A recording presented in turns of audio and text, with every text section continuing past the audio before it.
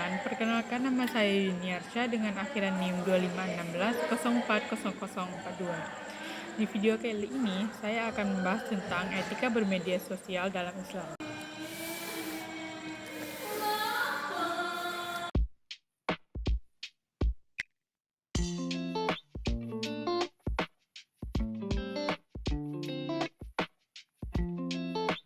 Pengertian dan peran media sosial. Media sosial adalah platform digital yang memungkinkan pengguna untuk berinteraksi, berbagi informasi, serta membangun jaringan dengan orang lain. Kehadirannya telah mengubah cara manusia berkomunikasi dan memperoleh informasi. Melalui media sosial, kita dapat berkomunikasi dengan orang lain tanpa batas jarak dan waktu. Kita juga dapat menjalin silaturahmi dengan keluarga, teman, maupun rekan yang berada jauh dari kita. Selain itu, media sosial menjadi sarana untuk memperoleh informasi, menambah wawasan, mengikuti perkembangan zaman, serta berbagi ilmu pengetahuan. Dengan hanya beberapa klik, kita dapat mengakses berbagai informasi dari seluruh dunia secara cepat dan mudah. Bahkan, media sosial juga dapat dimanfaatkan sebagai media dakwah, edukasi, promosi usaha, dan penyebaran nilai-nilai kebaikan kepada masyarakat luas. Jika digunakan dengan bijak, media sosial dapat menjadi alat yang sangat bermanfaat untuk pengembangan diri maupun kemajuan masyarakat. Pandangan Islam terhadap media sosial. Islam memandang teknologi sebagai alat yang netral, artinya teknologi dapat membawa manfaat jika digunakan untuk tujuan yang baik, tetapi juga dapat membawa mudarat jika disalahgunakan.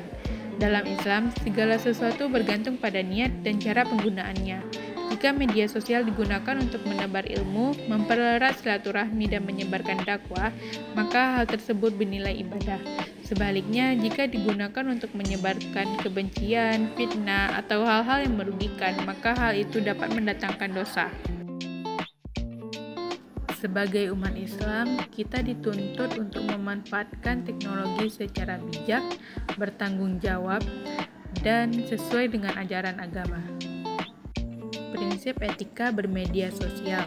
Etika bermedia sosial dalam Islam, salah satu prinsip utama dalam bermedia sosial adalah berkata baik atau diam.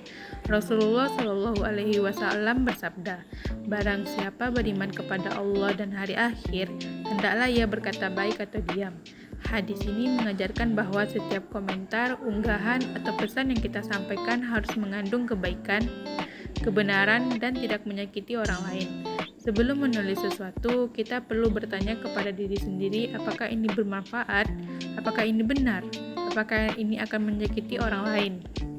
Prinsip berikutnya adalah tabayun, yaitu memeriksa kebenaran informasi sebelum menyebarkannya. Hal ini sesuai dengan firman Allah dalam surat Al-Hujurat ayat 6. Di era digital, berita palsu atau hoaks sangat mudah tersebar. Oleh karena itu, kita harus berhati-hati agar tidak ikut menyebarkan informasi yang belum jelas kebenarannya. Selain itu, kita juga harus menjaga niat dalam bermedia sosial. Jangan sampai aktivitas kita di media sosial hanya bertujuan mencari pujian, popularitas, atau pengakuan dari orang lain. Niat yang ikhlas akan menjadikan aktivitas kita bernilai ibadah. Larangan dan dampak negatif penyalahgunaan media sosial. Dalam bermedia sosial, kita harus menghindari perilaku seperti ghibah, fitnah, ujaran kebencian, membuka aib orang lain, dan cyberbullying. Perilaku tersebut tidak hanya merugikan orang lain, tetapi juga bertentangan dengan ajaran Islam yang menjunjung tinggi akhlak mulia.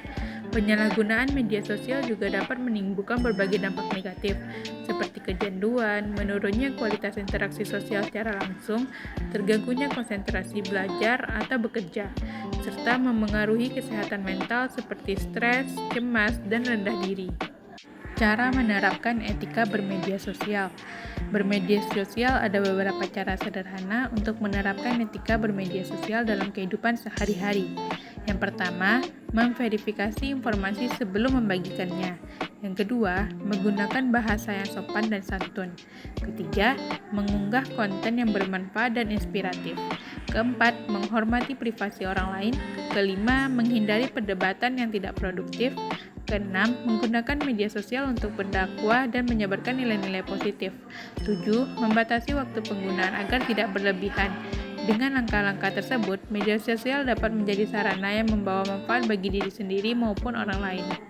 Kesimpulannya, media sosial adalah alat yang manfaat atau mudaratnya bergantung pada cara kita menggunakannya. Islam mengajarkan kita untuk selalu menjaga etika, berkata benar, menyebarkan kebaikan, serta menghindari hal-hal yang dapat merugikan orang lain.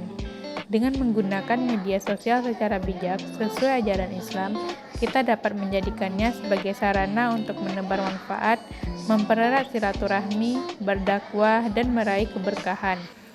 Sekian video dari saya. Wassalamualaikum warahmatullahi wabarakatuh.